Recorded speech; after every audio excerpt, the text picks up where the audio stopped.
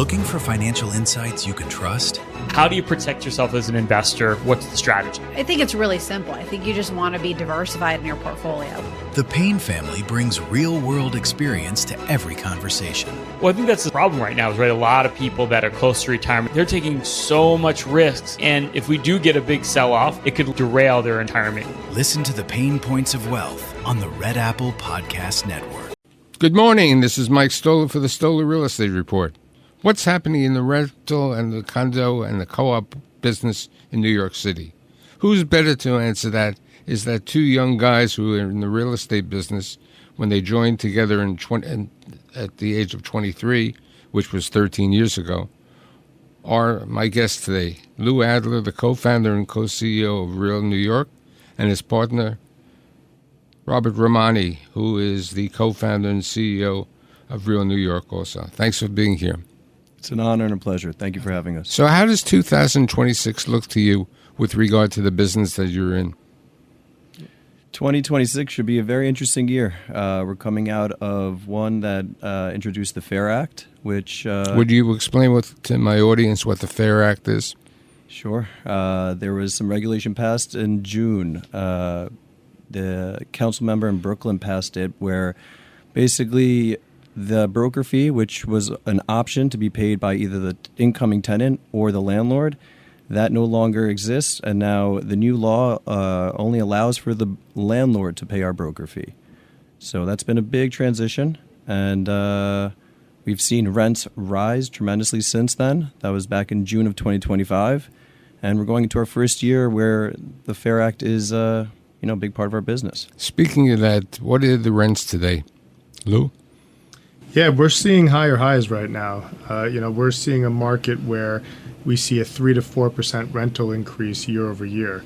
So we're expecting 2026 to only feel that pain for tenants, unfortunately, even more. The FAIR Act, which Rob was presenting, really backfired. Unfortunately, the city is its own worst enemy. And the FAIR Act just took a broker fee that the tenant was paying, increased rents by that amount so that they're paying a broker fee every year instead of an initial broker fee to get into the unit. One caveat on that FAIR Act, just to note, tenants can still pay broker fees if the unit isn't advertised. With regard to advertising, where do you see the most effective advertising?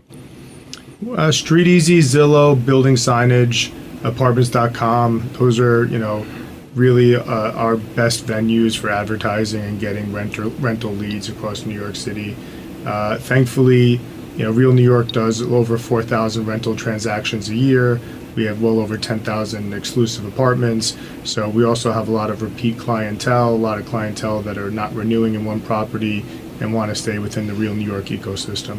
What about the repositioning of properties? I know you've been working on a couple of deals like that. Yeah, that's how we started in the business. I mean, we started in the Lower East Side back in 2012, 2011.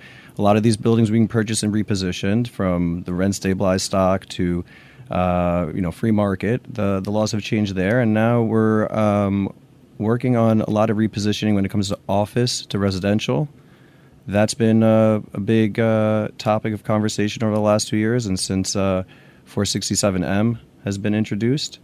And we're having a lot of fun with that. That's a really interesting conversation right now. Yeah, we're also converting a hospital to residential. That's at 313 East 17th Street. That should be going live soon. That's a very special 87-unit luxury rental building. And we're working with a couple of developers to consider hospital to residential conversions. So what we're seeing in this marketplace is that with the lack of development sites and with development costs being so high, a lot of the developers that were once focused on the boroughs, not as much Manhattan, are moving into Manhattan saying, hey, there's a quick execution within these conversion plays. I don't have to worry about the hole in the ground. We can get in this site and to the market within 18 to 24 months. And they're taking advantage of that and really working on these conversion plays. What's the situation with the 99 units? That's going to go down in history. So that's part of the 485X. And within the 485X affordable component, to get the tax incentive, the only way to not engage a union is to have a 99 unit or less building. So what a lot of developers are doing is they're doing side-by-side 99-unit buildings to stay under that threshold. And 100 years from now, people are going to look around and say, why did we do this? Why did we create a situation where we're actually lessening the free market and affordable product? Yep, that's another one of those regulations that just is going to backfire, as Lou mentioned. We're seeing developers build less units, bring less housing stock to market because of it. Question with regard to, you're working on a project on 6th Avenue, 87-floor development. Tell me a little bit about that. Sure, yeah. Very excited about this project, 989 6th Avenue, right on the southwest corner of 37th Street and 6th Avenue. It's going to be 284 rentals. There'll be an affordable component to it as well, and 27 condos from floors 57 and up, 5 floors of amenity space. And these are, this is a location, we're calling it Bryant Park, Midtown, that hasn't seen a development like this. It's very centrally located, as I mentioned, but the finishes, the facade, the thought that's come through the lobby all the way to the top is state of the art. Okay, with regard to the other property that you're working on 42nd Street, tell me a little bit of that. Yeah, it's not too far from where we are right now. It's a building that used to be leased out to a lot of embassy tenants. It's near the UN on 42nd Street, and the floors 6 through 18 are being converted into apartments now. It's a deep floor plate, so you have some units that are about 60 feet long. And what as we would call the bowling alleys. Exactly. And now with these bowling alleys, we're getting creative in terms of how to utilize the space as best as possible. So what we're seeing, and you're seeing in many other conversion projects right now, is what they call a Studio Plus or a Studio Plus Plus. Because of the lack of legal light and air, you can't call it a one-bedroom, and you have a long bowling alley unit with an interior bedroom, and we're seeing a lot of that now. Great value. With regard to rents, what are rents today for market-rate apartments throughout the city? So rents are high. Give me an idea of what the rents are. Yeah, I mean, if you're looking at a new development downtown south of 23rd Street, brand new, you're looking at an average price per square foot at $120 to $135 a foot. If it really depends on the asset type, but the luxury market right now and new developments, I would say that's on the rental you're talking. That's on the rental. And to translate that into monthly rent, right, we're looking at studios in the mid to high fours. One bedrooms climbing close to $775, and 2 bedrooms $9,000 plus. What about conversions in Midtown? What are the apartments going to rent for? So they're going to come at a little bit of a discount. You said the conversions, right? Right. Yeah, they're going to come at a little bit of a discount. They're not as efficient when it comes to these new developments, right? So that rent per foot, you can shave off $10, $15 there. You're getting more space. You're getting a bit more value, but it's a conversion. Where are the opportunities for an individual to rent an apartment reasonably priced, if there is any individually placed? Yeah, I think the highest value in a luxury product is going to be either Financial District or Midtown. When it comes to prime Manhattan, what you're seeing with these conversions from the Pfizer building coming up and coming, you're going to have something closer to a 90 to 100 per square foot. So, I mean, if you're looking at a brand new construction property, that number, like we said, balloons to over 120.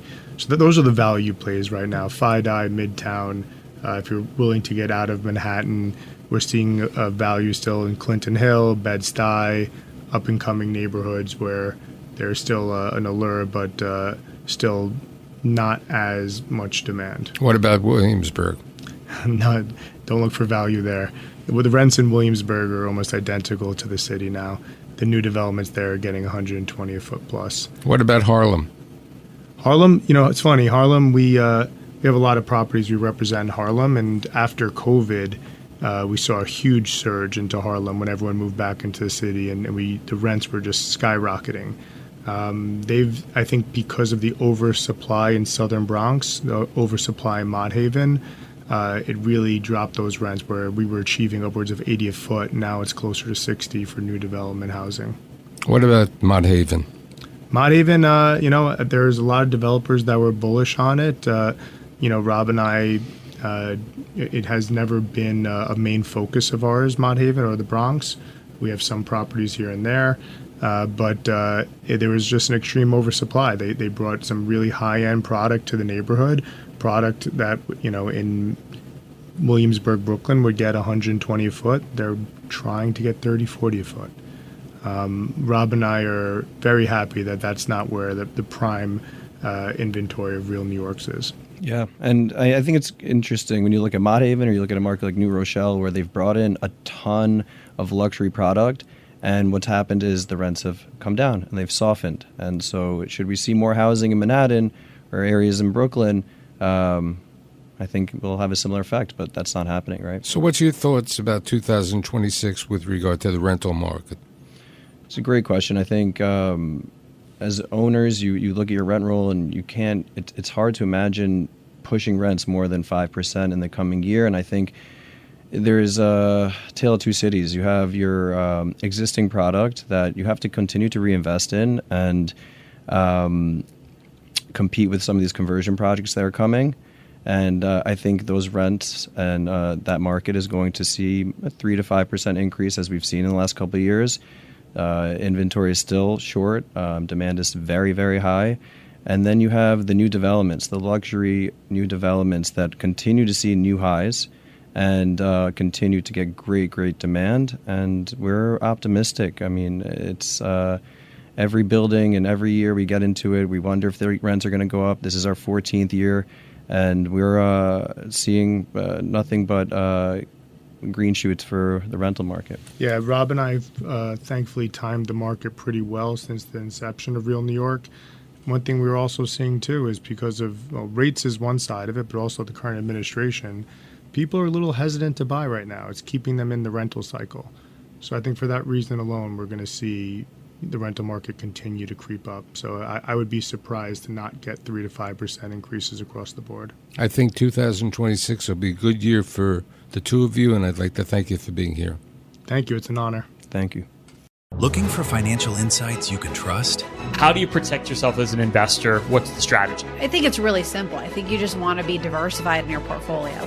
The Payne family brings real-world experience to every conversation. Well, I think that's the problem right now is, right, a lot of people that are close to retirement, they're taking so much risks. And if we do get a big sell-off, it could derail their retirement. Listen to the Pain Points of Wealth on the Red Apple Podcast Network.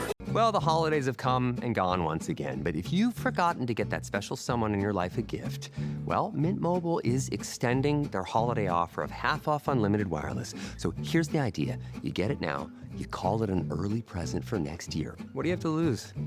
Give it a try at mintmobile.com/switch. Limited time 50% off regular price for new customers. Upfront payment required. $45 for 3 months, $90 for 6 months, or $180 for 12-month plan. Taxes and fees extra. Speeds may slow after 50 gigabytes per month when network is busy. See terms.